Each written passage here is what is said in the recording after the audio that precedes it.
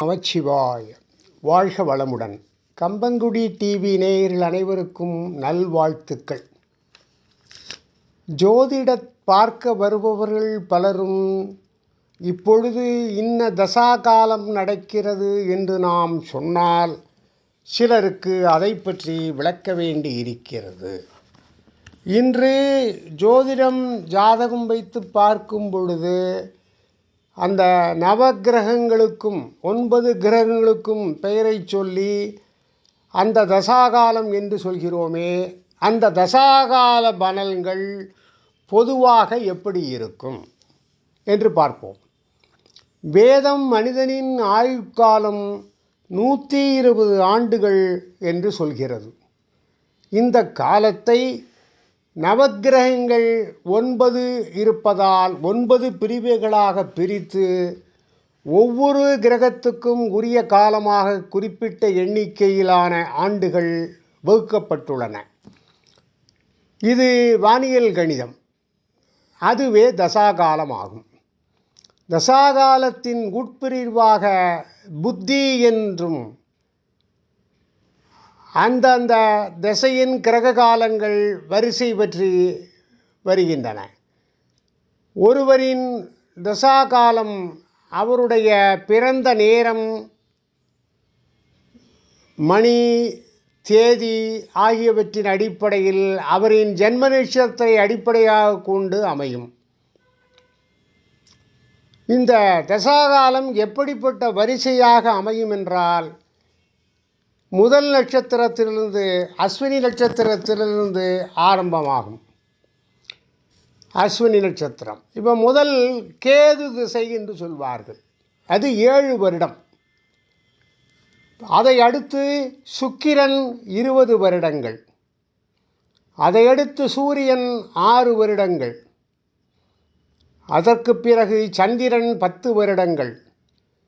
செவ்வாய் 7 வருடங்கள். ராகு 18 வருடங்கள். குரு 16 வருடங்கள். சனி 19 வருடங்கள். புதன் 17 வருடங்கள். இதுதான் கிரகங்களின் தசாகால வரிசை. தசாகால வரிசையும் வருஷங்களும் மாறாதவை.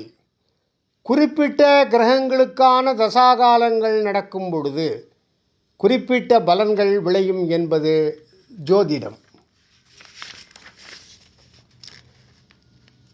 இந்த ஜோதிட நூல்களின் கூற்று இப்படி இருக்கிறது. ஜாதகப்படி மற்ற கிரகங்களின் நிலைப்பாடுகளையும் நடப்பு தசாகாலத்தை ஒப்பிட்டு ஆராய்ந்து செயல்பட்டால் காரிய வெற்றி பெறலாம், பாதிப்புகளிலிருந்து விடுபடலாம் என்பது ஜோதிட ஆண்டோர் தரும் அறிவுரை. சரி, பிறக்கும்போது ஒருவரின் தசாகாலம் எந்த கிரகத்துக்கானது, நடப்பு தசாகாலம் என்ன என்பதை அறிந்து கொண்டு அதற்கு உரிய முறையில் நாம் பலனை தெரிந்து கொள்ள வேண்டும். 27 நட்சத்திரங்களையும் 9 என்ற எண்ணிக்கையில் 3 பிரிவுகளாக்கி ஒவ்வொரு பிரிவிலும் உள்ள முதல் 3 நட்சத்திரங்களுக்கு ஒரு கிரகம், அடுத்த 3க்கு வேறொரு கிரகம் என தசாகாலம் கணக்கிடப்படும். அந்த அடிப்படையில் உங்கள் ஜன்ம நட்சத்திரப்படி நீங்கள் எந்த தசாகாலத்தில் பிறந்துள்ளீர்கள் என்று அறியலாம். அஸ்வினி மகம் மூலம் கேது தசை, பரணி பூரம் பூராடம் சுக்கிர தசை,